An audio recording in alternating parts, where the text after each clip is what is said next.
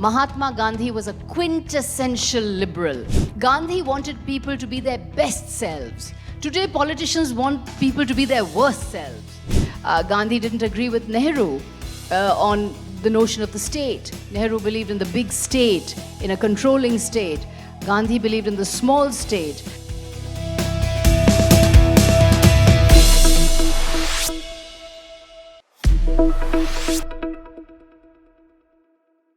The greatest liberal, and this might come as a revelation to you, it came as a revelation to me.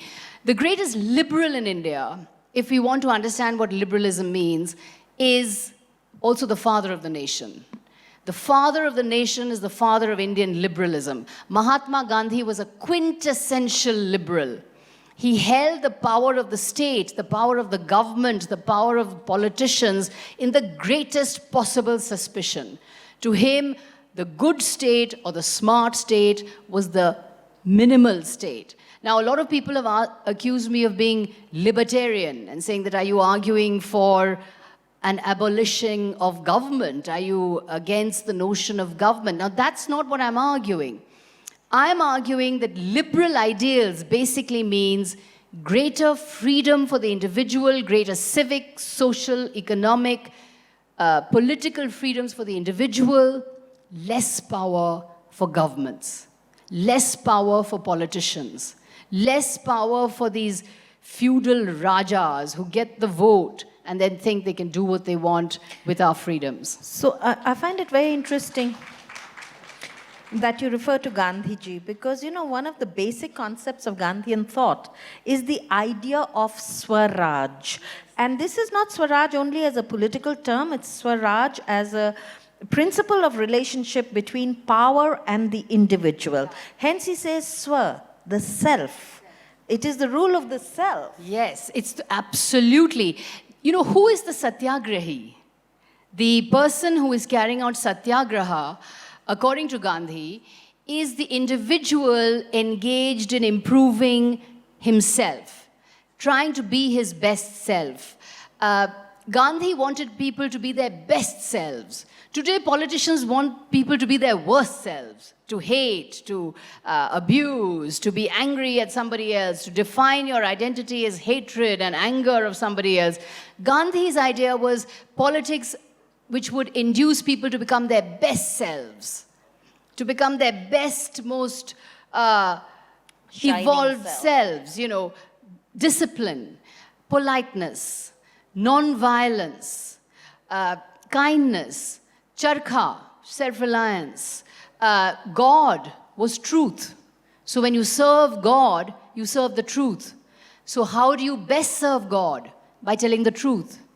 Truth is God. Gandhi makes this fundamental political formulation.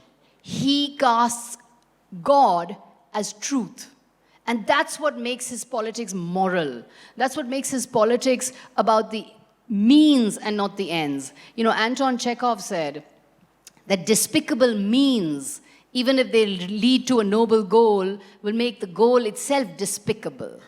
So you have to have moral means to attain the moral goals. And for Gandhi, morality was very important for the person engaging in satyagraha. Satyagraha would be engaged in by somebody who was loyal to a higher law, to the higher laws of humanism and compassion and respect for each other and politeness. It is only then, when you obey the higher law, that on you falls the right to disobey the law.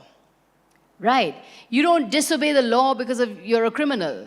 You don't disobey the law because you're negligent of the law and you're engaging in civil disobedience. You disobey the law because you are loyal to a higher law, to the laws of compassion, humanity, and justice. So I believe this transformation of the self as the key to transformation of society and as a key to transformation of politics was the Gandhian way. That you want to enter politics or you want to enter society, start with yourself.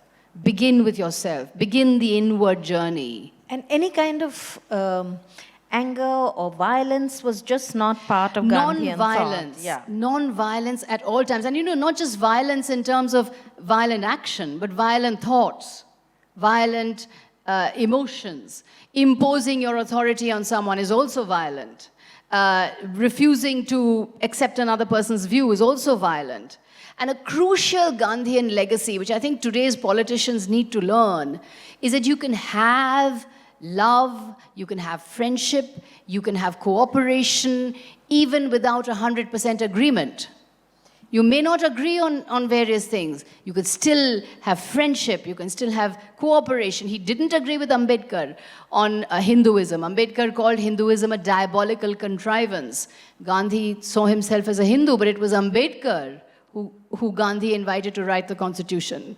Gandhi didn't agree with Nehru on the notion of the state. Nehru believed in the big state, in a controlling state.